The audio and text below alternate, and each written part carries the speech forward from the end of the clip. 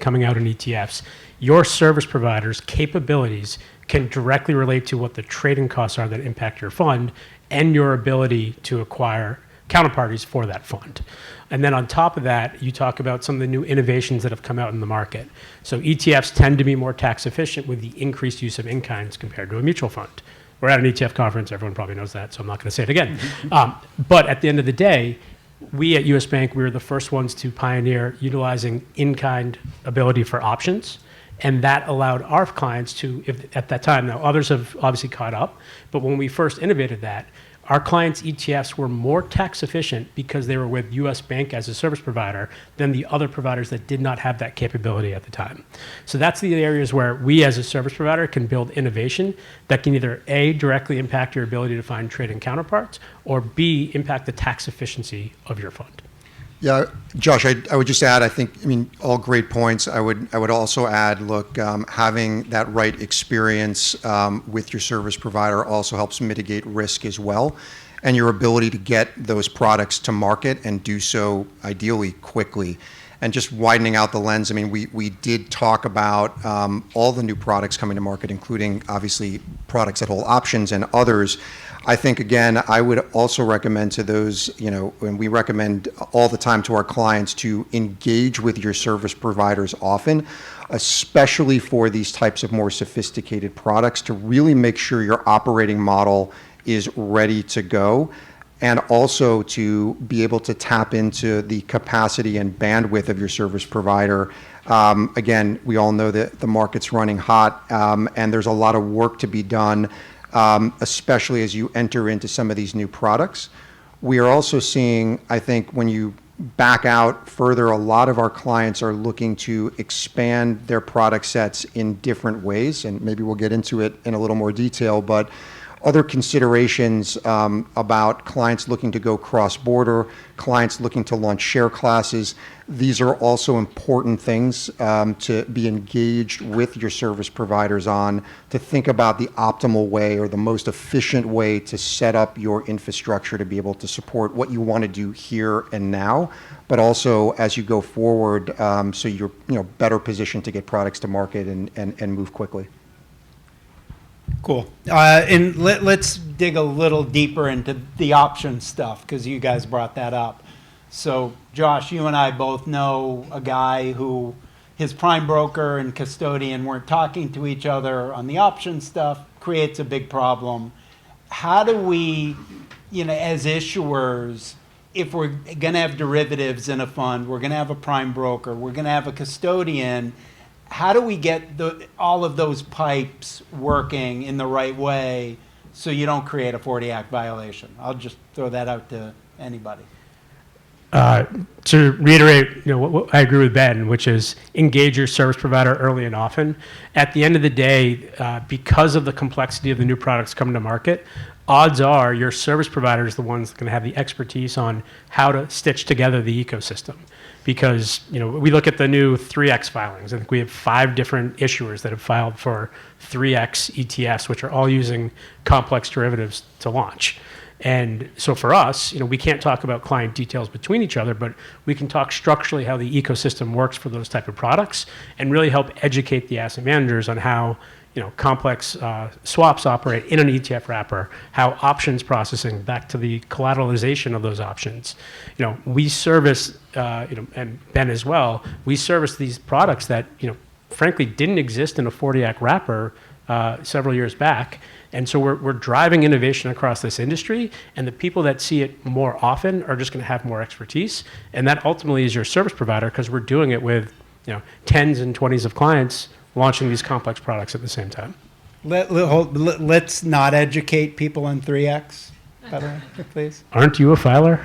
I don't need any I'm saying no one else. Okay. Sorry. Go ahead. Yeah, I would just, I think, again, some really good points, raised there. I would also say, look, we're seeing, first of all, just, again, a lot of pressure on the system as well. So what we often see with, especially with option-based products and, again, some of the other products that are using derivatives, especially for those who are relatively new or issuing those types of products for the first time. Again, it was sort of alluded to by Josh, but certainly new counterparties tend to enter into the equation that some of the, at least more traditional ETF shops haven't, always worked with in the past, or at least their trading desks have not actually engaged with at any time, before, at least with their ETF business. And this is something that also, again, requires some onboarding. But we are also getting, again, to Josh's point, trying to get that sort of consultative type of approach out of your service provider to tap into that knowledge. We also are, interestingly, getting a lot of questions from clients, not just how to get my product to market and how to set it up, but, as part of what we do at BNY as a distributor and also a manufacturer, to think about deeper, or think deeper, more deeply into the types of issues that might arise more at the point of sale with financial advisors, and from a manufacturing capability to think about how to optimize the structure, around whether it be the 40 Act rules, the ETF rule 6011, et cetera. And these are coming up much more frequently than ever before. And I think part of that is just the complexity, and part of that is just the extreme interest that we've seen in these type of products. And Tom, from your side? Yeah, I mean, I think the idea of seeking more knowledge and more communication with your service providers, whether it's on the structuring or transaction side, or on the custodian bank, it makes a ton of sense. The fact that stories of people that didn't communicate. I mean, it obviously led to a rift or a problem, but we're in constant dialogue with our fellow custodians, and the reason is because the products only run smoothly with everybody kind of marching to the same beat. Everybody has to be on point with marks and collateral movement, and where risk might be, any of the tax issues. So we do a lot of help with auditors that goes through through our custodian or a client, ultimately to us as a derivatives dealer. But the more that you talk to your custodian and execution broker about, again, I keep on, sorry for being repetitive, but how does this product scale? Are there things that we can do to improve the flow of information, the flow of margin, the flow of everything through the different systems and the processes? Like, is there an end goal that we're trying to back solve for? Here's how we want to deliver it. Is there a better approach? And we're constantly having that dialogue with all of our ETF clients, but also those conversations are usually in conjunction with our custodian bank, because it has to work for everybody, and everybody has to be at the same table, making sure that whatever their deliverables, we have to meet everybody's end goal. Cool. All right, let's talk about problems. So, from where I sit, a custodian's main job is to not make us look bad. And, any day that I don't have to think about a custodian's a good day. Yesterday wasn't a good day. So far today, I've checked my emails, but no issues today. But, mistakes happen. ETF issuers are going to screw up, not us, but others. Counterparties, not Tom, we're going to screw up, and custodians, nobody here, will also screw up.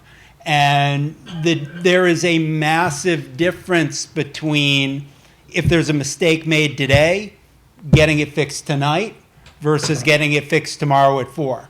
It's the difference between nobody noticed the mistake to NAV error, pissed off market makers.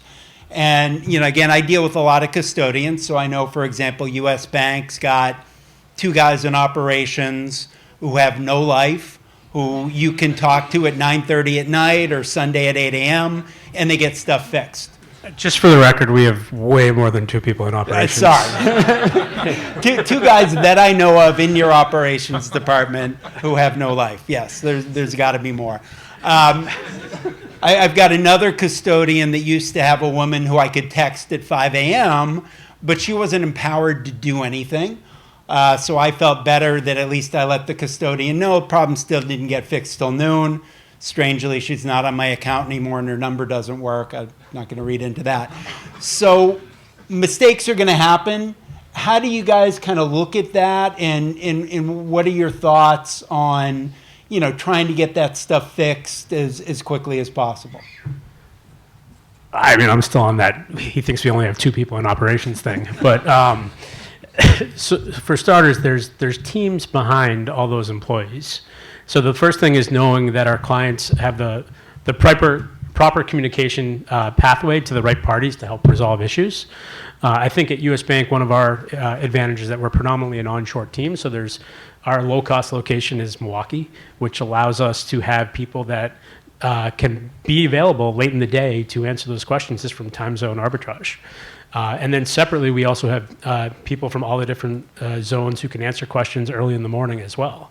So from our perspective, the number one way to address items is ensuring our clients know the proper pathway in order to get issues resolved. You have teams of people that know how to resolve each of those issues based on what the issue might be. And then also ensuring that you know there's more than 2 people in your operations team. Yeah, I would again, great points. I mean, look, a deep bench, I think is the best way to describe it. And, I think, look, the ecosystem is growing, in every passing year. Like when we come here, you just see more and more people coming to the industry. And that is also happening really across the street from an operations perspective. So we are supporting more than 3.6 trillion these days in ETF assets, and it takes an incredible amount of sort of people and technology to be able to do that. And as Josh said, large onshore team, but we also run a global book, so there's people really in a 24-hour time zone. I think, look, part of it is also about, as I think Matt alluded to, maybe the 5 a.m. text might be over the top, but building a relationship with your team. And also really the way we approach it is also having not only the dedicated ETF expertise, but also those who service clients that span not only around the world but across other product types. I think, though, one of the issues, especially for some of the newer issuers that we see on troubleshooting and dealing when issues arise, rumor has it that some do arise on our side as well. But I would just say that it's a different cadence, much different cadence than you're used to from a mutual fund or other structures. And this is something that sort of jolts the system. I think especially for those newer issuers in terms of the necessary time that is required to resolve any issues that can arise. These are obviously trading in real time. Markets are impacted, whether it be the spread or hopefully not a halt. These kind of things, just a totally different time scale that I think a lot of clients, again, especially those who are new, or the PMs, the other folks in trade operations at our clients are just not used to. And so I think that cadence is also something, and the rhythm of it is something that is something that's incredibly important, just given the nature of the beast. And Tom, from your perspective, because a lot of times if there's a problem, it's because of it's a swap, it's an option. Yeah, it's usually my fault, man. Yeah, all right. I wasn't going to say that, but yeah. So yeah, how do we, from your side, how do we try to stop that stuff before it happens? Well, I'm going to field that question, and then I'm going to kind of opine on the general topic. But all of this is responsiveness, and so the communication loop, client, custodian, swap dealer, or prime broker, whatever the right circle or distribution list, and people are going back and forth. This is not a 9-to-5 gig. People are responding, late into the evening. They're responding first thing in the morning. The idea is if there's a problem, people flag, recognize it, and many different parties are already in motion with what the solution is. And so maybe there's not just one solution, maybe there's multiple. But the great thing is because this business has kind of, created a nice little niche within the ETF ecosystem, it's a lot more important for everybody. And there are a lot more eyes and ears that are, involved in all these conversations. I think your original question was like, what happens with their problem? A lot of the things that we deal with, because of those arrangements with client and custodian and ourselves, commonly referred to as a tri-party, or at least a three-man or three-woman weave in terms of docs and information and collateral and funding. Because there's so many different parts and processes, the speed at which we could get stuff done now is vastly different than 5 years ago, even 3 years ago. And that's because there's that many more products, there's that many more assets, there's that many more people at all participants, looking to solve these problems. So one of the things that usually comes up is Matt, or someone that might look and dress and talk like Matt, is looking to issue some new products. So in order to do that, there's a whole bunch of legal docs that need to be updated, and those legal docs at the last turn involve the custodian. That might have taken weeks of paper pushing back and forth and lawyers opining and everything else, and now that can be as quick as days. And so that in itself, and I don't even think we have that much AI cranking things out. I think it's people really attentively engaged.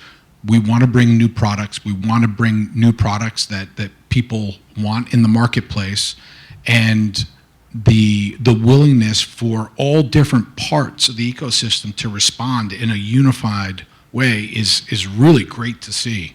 There is no hurdle anymore of, well, it might take me a month or two to get my docs in line, so I have to kind of do that, as I'm going through registration. Like, a lot of these things happen very, very quickly, which has really, enabled a lot more ETF issuers to rely on their custodians and their respective brokers to bring product to the market.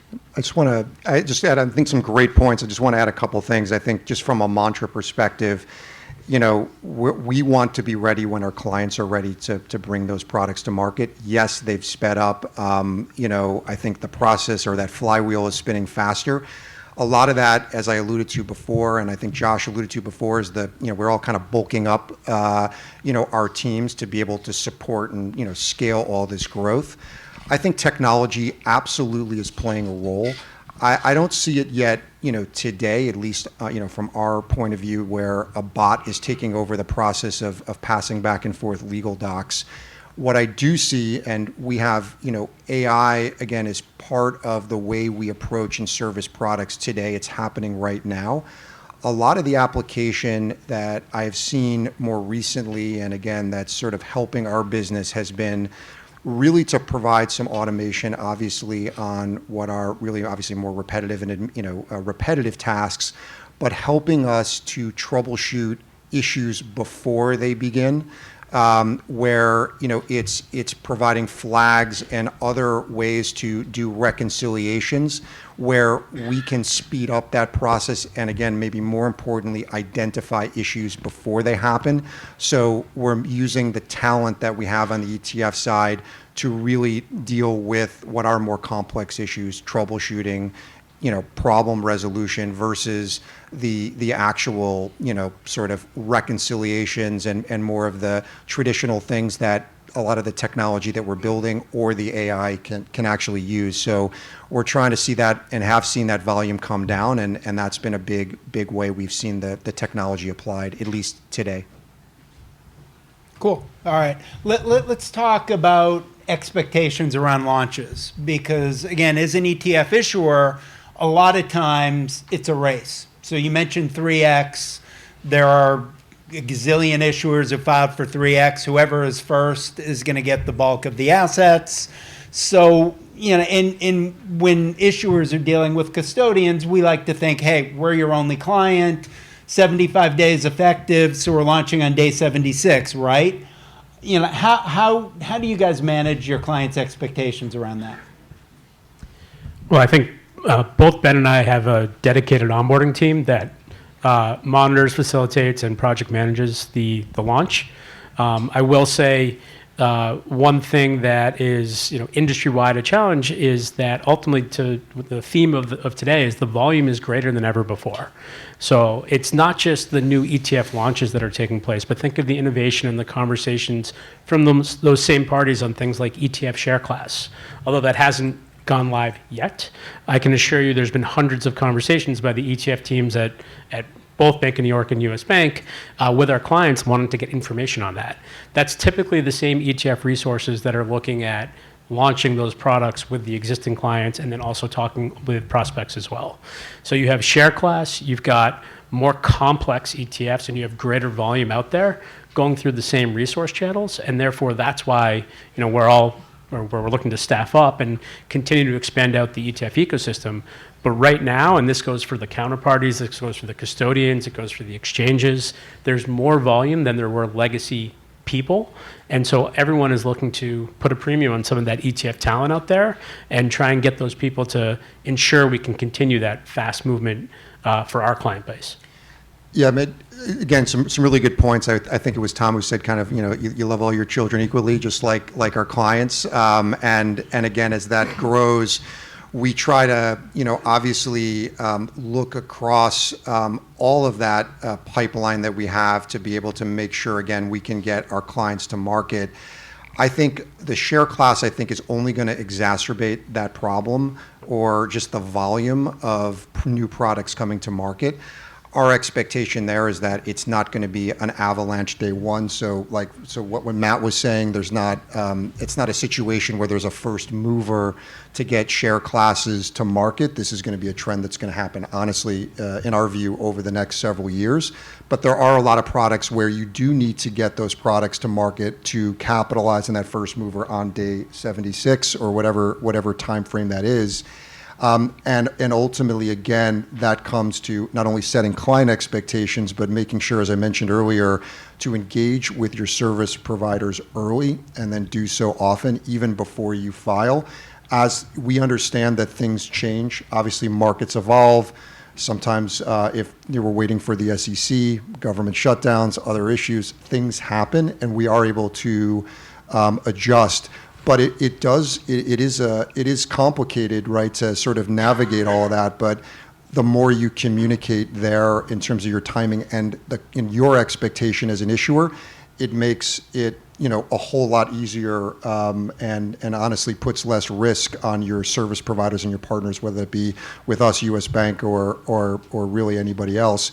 But you do find yourself in these situations. I can think really. The most recent example from our perspective, which was particularly interesting, was really like the sweepstakes to get to market first for the Bitcoin ETFs. So from our standpoint, we put 7 products in the market on the same day. Really, sort of, I guess, unprecedented type of situation there, given the nature of those products and the stakes. So in our case, that's kind of this sort of mantra of making sure we're ready when our clients are ready. In this case, we had 7 go at once, all chasing after the same thing.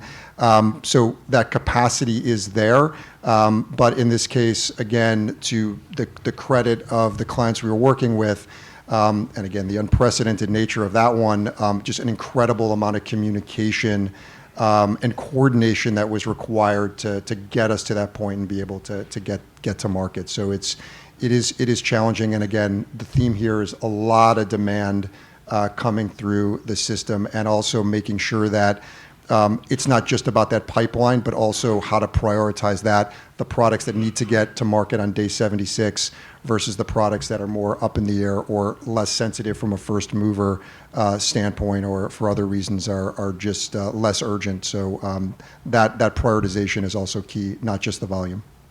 Cool. Well, you mentioned Bitcoin. Let's talk crypto. So we're about to be trading sub-advisor on like 34 different crypto products, and that's only across 3 issuers. So my guess is you're going to see a deluge, or continue to see a deluge of crypto. And in my opinion, the regulation and the systems have not caught up yet with the innovation, but also now as an issuer, banks can custody now, so we've got options. What should people saying, all right, I want to launch a crypto ETF, what should we be thinking about from a custodial standpoint? I guess I raised it, so I'll start in that one. Look, so yes, there appears to be a flood of additional digital asset or crypto products in the wings. I'm kind of losing count of the filings. I know there's more than 100 that are now out there. I think that number is continuing to escalate. We've seen products, come to market. And I agree, Matt. I mean, the innovation here is running incredibly fast. About as fast as I've ever seen for a new product category. Not surprisingly, the assets are driving that. We saw this category go from, basically zero, and it's sort of rocketed. Well, I'm not sure where they're trading today, but it rocketed above 200 billion as a category. And again, we've seen a lot of products come to market. Just recently, again, to the innovation point, we were involved in a couple of the first Solana ETFs, for example, that were involved, products that involve staking, which is relatively, or just has kind of come online. Certainly, we've seen some market structure innovations or additions like the ability to do in-kind for these products, et cetera. So everything I just mentioned just is honestly happened in the last couple months. This market is moving incredibly fast. What I would say in terms of those clients who have approached us, and they're approaching us, it seems like more every day, who are looking to come into this space. There's a lot to leverage again here off all of the infrastructure, all the things we're talking about. And we spend a lot of time talking about options and the derivative-based products, but with digital assets are yet something a little bit different. The operating model there is, once again, nuanced. Some of the counterparties that you need to interact with are different, as they may be for the derivative-based products. Plenty of overlap, but again, there are some new partners and documentation and structural items that need to be considered. It is quite new for many of the entrants that have come into the market in terms of also being able to figure out how to handle things like the trading, how to interact with your digital asset custodian. We support both from our platform. We work with not only third-party digital asset custodians, again, another consideration, but also we're able to provide that service for our clients as well. And there are different reasons and different operating models to do that, and some actually split who they're using as custodian as well. So there's just a number of new considerations and things to think about, back to that theme of approaching your partners early and often, but there is no doubt that there's sort of a raft of other considerations for those who want to get to market. And the existing players are moving. I can attest that the existing players seem to be moving at light speed. So that market is again moving fast, and we're seeing the assets follow. You mentioned something that's near and dear to my heart as a recent example. So when you talk about innovation, we're seeing things that are not ever been done before. And so there's lots of new questions that pop up. So at US Bank, we actually stood up the first crypto ETF that allowed staking. And as running the ETF business, the first question that came up was, do you sign off on this, Josh? And I said, great question. I'm not a crypto guy. What's staking? So I was being asked to sign off on something. Now, fortunately, we have a digital asset team, and I was able to reach out to the digital asset team and have them walk me through what staking entails, what are the impacts to us as a service provider. But when you're combining something that's inherently different, a registered vehicle with cryptocurrencies, you need to have a provider that is actually looking at both aspects of it and investing in people that have that expertise, because we're marrying expertise from two very different fields. But fortunately for us, and I know Ben, his firm has a lot of this as well, we've got a digital innovation team. We just stood up a cryptocurrency custody offering ourselves. But we also do work with all those third-party crypto custodians, and we're able to harmonize what is being done in the registered fund space, in the ETF registered fund space, separately with what's taking place in the broader crypto community, allowing our clients to come out with new innovative products that has lots of demand and is continuously growing in assets. So Josh, what is staking? I'm going to defer to Ben because he brought it up first. No, it's so originally it was described to me. God damn you, Matt.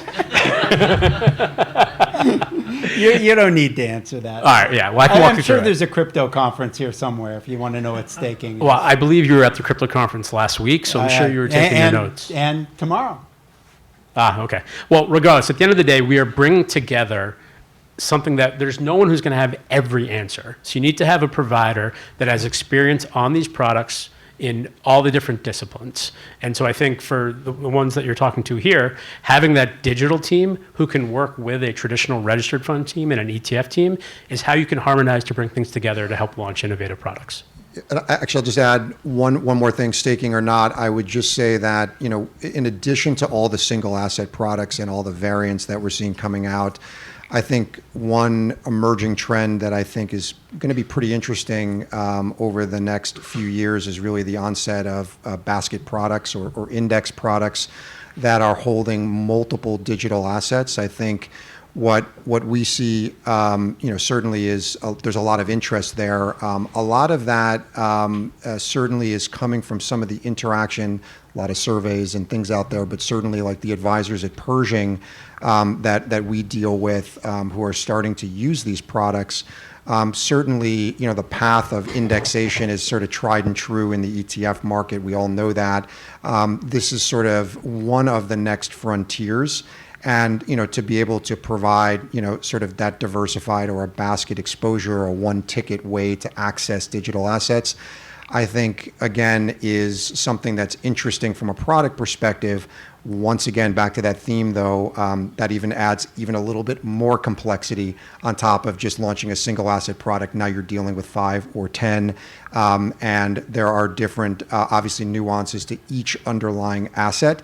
And the potential to have to worry about things like custody and others. It just, again, adds to the complexity, but I think it's something we're going to see more of in this space over the next 12, 18 months. All right, so we've got a couple minutes left. Maybe you open it up if anyone's got questions.